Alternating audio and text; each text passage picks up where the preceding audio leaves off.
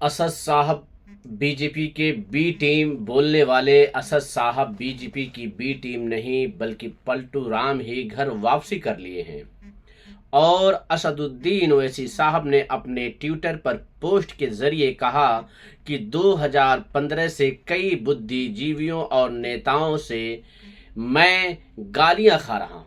और UP AIMIM के प्रदेश अध्यक्ष शौकत अली साहब ने भी अपने ट्वीट के माध्यम से कहा कि हम लोगों के साथ इतना ज़्यादा जुल्म और सितम हो रहा है, लेकिन आखिर विपक्ष खामोश क्यों है।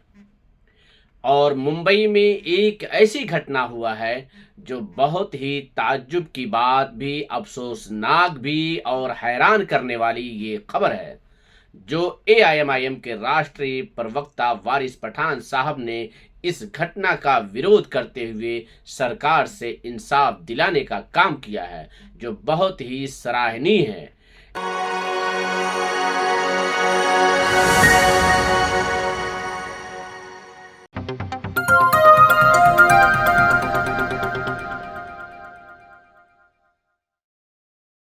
इस खबर को विस्तार से बताने से पहले साथियों, मैं हूं ज़िया खान और आप देख रहे हैं सियासी अड्डा। साथियों, जो इंसान अपनी कुर्सी के लिए अपना ज़मीर बेच दे और जो शख्स ये कह रहा था कि कसम है इस धरती माँ की कि बीजेपी में नहीं जाऊंगा, और वो चले गए। और अब वो लोग बताएं कि जो लोग असदुद्दीन ओवैसी साहब को बीजेपी का बी टीम बोलते रहते हैं, झूठा इल्जाम लगाते रहते हैं, जिसमें जर्रा बराबर भी सच्चाई नहीं बल्कि बल्कि झूठों की इमारत खड़ी करते हैं।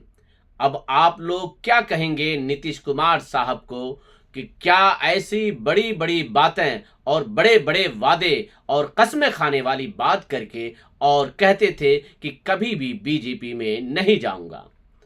क्या इनका बीजेपी में चले जाना बीजेपी का बी टीम होना साबित नहीं करता? कमेंट में ज़रूर बताएं।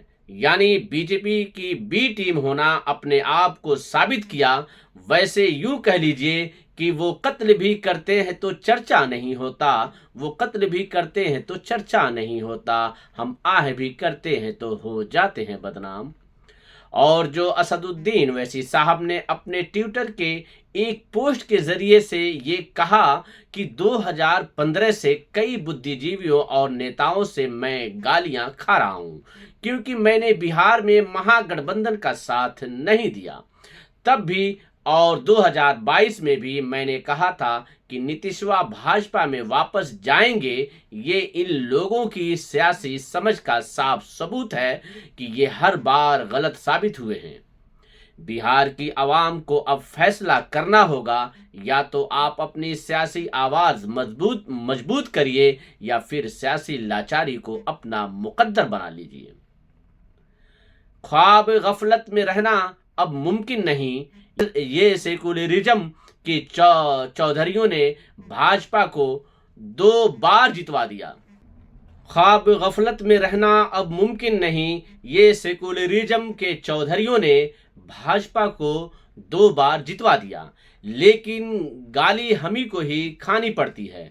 और यूपी एआईएमआईएम के प्रदेश अध्यक्ष शौकत अली साहब का कहना है कि हमारी मस्जिदें तोड़ी जाए, विपक्ष खामोश, हमारी शरीयत पर खामोश, यूएपीए कानून पर बीजेपी के साथ, हमारे नौजवान फर्जी तरीके से फंसाकर जेल में डाला जाए, खामोश, सीए पर खामोश, बाबरी पर खामोश, लिंचिंग पर खामोश, ज्ञान वापी पर खामोश। बीजेपी अगर हमारी दुश्मन है तो दोस्तों वो लोग कहाँ हैं जो हमारे ऊपर हो रहे जुल्म और सितम पर खामोश रहकर जालिम का साथ दे रहे हैं। साथियों, आपको अपनी लड़ाई खुद लड़नी होगी, संवैधानिक तरीके से लड़ना होगा। सिर्फ सियासत है खुद मुख्तार सियासत, ना कि दरबारी। जमहूरियत की सबसे बड़ी ताकत सियासत है।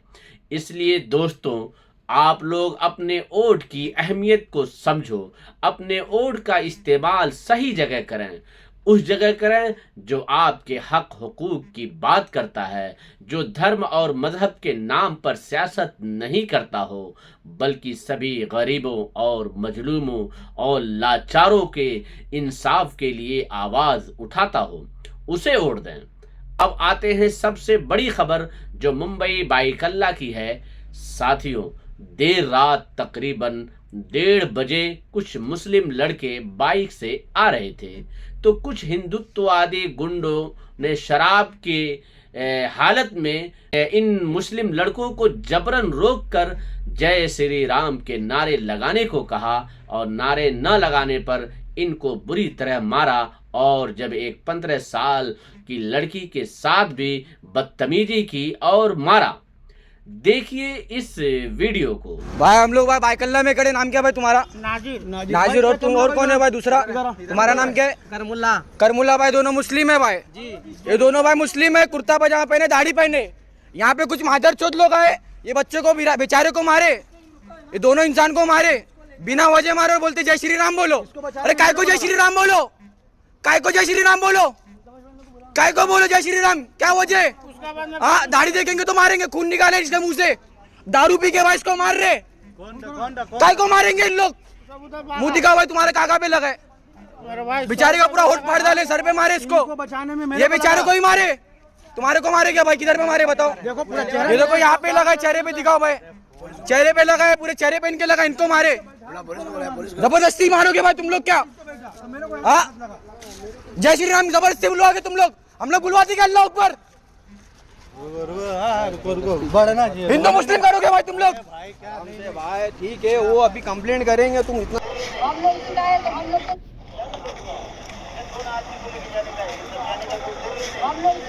लोग तो जाएंगे।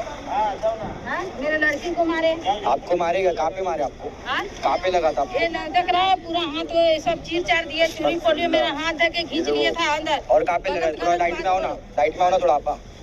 चप्पल किसको मारे? आपको को भी मारे, चप्पल भी निकाल लिए, बाल खींच के मारे। दारू पीने का तो मतलब मुसलमान को पकड़ के जबरदस्ती कुछ भी बुलवाने का। जय श्री राम बोलो, ये सब करो। मासूम लड़कियां इनको मारे, हमारी माँ बहनों पे हाथ उठा रहे, ये सही नहीं है, हमको तुम ये गलत है। गलत बात बोल रहा है। तेरे पास माँ बहन है कि नहीं? इसके पास अपनी माँ बहन होती, दूसरे की माँ बहन पे हाथ नहीं उठाते। ये सब बीजेपी आरएसएस वाले लोग मुसलमानों को देख के, दाढ़ी देख के, कुर्ता पजामा देख के मारना शुरू कर देते। तभी एआईएमआईएम के लोगों ने फौरन मौकाए वारदात पर पहुंचकर मामले को शांत किया और पीड़ित को अस्पताल पहुंचाया। और वहीं पर एआईएमआईएम के राष्ट्रीय प्रवक्ता वारिस पठान साहब ने एक बेहतरीन कारनामे को अंजाम दिया जो बहुत ही सराहनीय है। वो पुलिस स्टेशन जाकर उन लोगों के खिलाफ एफआईआर रजिस्टर करवाया, जिससे कुछ लोगों को फौरन उन दोषियों को हिरासत में लिया गया। वारिस पठान साहब का कहना है कि ये सब नतीजा हिंदू महासभाओं में दिए जा रहे बीजेपी नेताओं द्वारा भड़काऊ भाषण का है, जो महाराष्ट्र का वातावरण खराब कर रहे हैं। हम चाहते हैं कि सरकार इस बात को संज्ञान में ले और जो लोग ये भड़काने की कोशिश कर रहे हैं उनके खिलाफ सख्त कार्रवाई करें। देखिए इस वीडियो को। क्या आपने जो ट्वीट किया है, क्या मामला था? देखिए, अभी हम लोग सब यहाँ पर जमा हुए हैं, हरिपाड़ा पुलिस स्टेशन बाईकल्ला में है। आपको पता है मुंबई एक आर्थिक राजधानी है देश की। मुंबई जैसे शहर के अंदर इस तरह की घटना होना ताज्जुब की बात भी है, अफसोसनाक भी और हैरान करने वाली भी बात है कि बाईकल्ला के जैसे एरिया के अंदर कल रात को तकरीबन 1:30 बजे के करीब कुछ मुसलमान लड़के आ रहे थे बाइक पे। उनको रोकते हैं कुछ लड़के, शराब के नशे में थे, पुलिस को रोका जाता है। दाढ़ी टोपी देखकर, कुर्ता हिजाब देखकर उनको रुका के बोला जाता है जय श्री राम के नारे लगाओ, बोलो। जब वो नहीं बोलते उनको मारने की कोशिश, मारा जाता है। उनके हाथ में जो मोबाइल है वो छीनने की कोशिश की जाती है। जब उन लड़कों की एक 15 साल की बच्ची बहन बचाने को जाती है तो उसके भी साथ बदतमीजी की जाती है। झगड़ा किया जाता है वहाँ पर, तो किस दिशा में देश को लेकर जाना चाहते हैं ये लोग, और इस तरह के नारे लगाने का क्यों जबरन किया जाता है। अब हमको रात को फ़ोन आया, पता चला MIM की टीम में मौजूद थी, सब स्थानिक लोग वहाँ पर गए, जिसको मार लगी थी उसको उपचार के लिए ले गए। मुंबई पुलिस वहाँ पर पहुँची, DCP साहब, पठान साहब वगैरह सब पहुँचकर FIR रजिस्टर हुआ है, तीनों को अरेस्ट किया गया है, FIR और पॉक्सको एक्ट भी लगाया, क्योंकि वो जो बच्ची थी 15 बरस की, उसके साथ बहुत बदतमीजी की गई। तो मैं पूछना चाहता हूँ, चलो मुंबई पुलिस बोलते शराब के नशे में थे वारी भाई, अरे शराब पीकर आप कौन सी आस्था दिखाना चाहते हो प्रभु राम के प्रति? क्या ऐसा चलता है किसी भी धार्मिक इंसान को पूछ लो आप? शराब के नशे में आप अपनी आस्था की बुनियाद पे प्रभु नाम का नाम आप खराब करना चाह रहे हो और इस तरह का एक्शन लेना। देखिए, हम सभी अभी से नहीं, पहले से हम बोलते आ रहे हैं, ये महाराष्ट्र में जानबूझकर वातावरण खराब करने की कोशिश की जा रही है। बाहर से लोगों को बुलाया जा रहा है, हिंदू महासभाओं के नाम पर यहाँ पर सभाएं की जा रही है, जहाँ पर direct call for genocide of Muslim दिया जा रहा है। हर दिन FIR होते हैं, मगर उनको अरेस्ट नहीं किया जाता। अभी मीरा रोड पे देखिए क्या बोल दिया बीजेपी के नेताओं ने, 5 मिनट के लिए पुलिस हटा दो, सबको खत्म कर देंगे। बीजेपी के नेता बोले चुन चुन के मारेंगे, सरकार से गौर लगाते हैं इनको अरेस्ट करो, बस सरकार अरेस्ट नहीं कर रही है, ये बेलगाम घोड़ों की तरह घूम रहे हैं। तो इस तरह की वारदात को अंजाम इस वजह से होता है। रीज़न बिहाइंड ये है कि इस तरह के जब भाषण दोगे, नफरत फैलाओगे, तो आपके जो लोग हैं वो तो करेंगे ना इस तरह का। अगर महाराष्ट्र के अंदर वातावरण खराब होता है, सांप्रदायिक तनाव पैदा होता है, तो हम तो भाजपा की सरकार को जिम्मेदार ठहराएंगे, होम मिनिस्टर, चीफ मिनिस्टर को इसका जवाबदार ठहराएंगे, क्योंकि कोई स्टेप नहीं ले रहे इस तरह की घटनाओं को रोकने के लिए। तो हमने पुलिस से मांग की है कि इनको बेल नहीं होना चाहिए, सब नॉन बेलेबल ऑफेंस भी लगाए गए हैं इनके ऊपर, प्लस फास्ट ट्रैक में इनका केस चले, जल्द से जल्द इनको सजाओ, ताकि एक मैसेज जाए कि आइंदा से कोई इस तरह की हरकत करने की जुर्रत ना करे। पुलिस ने पूरा आश्वासन दिया है। मैं धन्यवाद करूंगा पुलिस फोर्स का मुंबई का कि इन्होंने हमको इस समय काफ़ी समर्थन किया। पर अभी जो लोगों को चोट लगी है वो उपचार करा के एक जगह हॉस्पिटल के अंदर बाहर है, बाकी दूसरा खाली थोड़ा उसको लगा हुआ है। इसके लिए 307 नहीं लगाया, मगर यहाँ रॉबरी लगाई है, पॉक्सको का कानून लगाया हुआ है। हर कलम स्ट्रिक्ट से स्ट्रिक्ट कलम लगाई जाएगी उसके ऊपर कि हमारे राज्य में इस तरह की जो सांप्रदायिक तनाव फैलाने की कोशिश की जा रही है उसको हर रीत से रोकना है।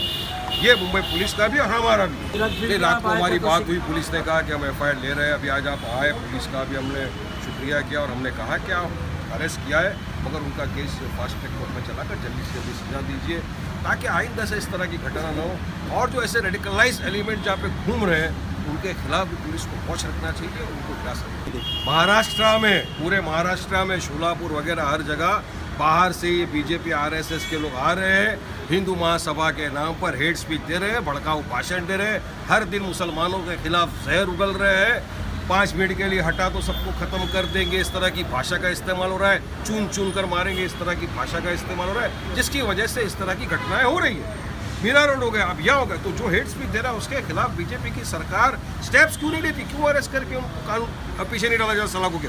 सोचो, अगर इस तरह के अल्फाज कोई मुसलमान नेता बोलेगा, अगर वारिस पठान बोलेगा, तो अब तक मुझे तो जेल में डाल देते हैं, मगर इनके नेता आराम से बाहर घूम रहे हैं और रोज स्पीचेस दे रहे हैं। तो कानून तो सबके लिए एक है ना, संविधान में तो इक्वालिटी दिखा रहा है। क्यों इनके खिलाफ कायदा कानून सख्त नहीं होता? तो हमारी पुलिस से दरखास्त है, मांग है, तो पकड़िए जो हेट स्पीच दे रहा है, दंगे भड़काने की कोशिश कर रहा है, उनके खिलाफ सख्त कार्रवाई करिए, वरना इन तमाम चीज का जिम्मेदार BJP की सरकार। साथियों, अगर ये खबर अच्छी लगे तो लाइक करें और शेयर करें और कमेंट में अपनी अपनी राय ज़रूर दें।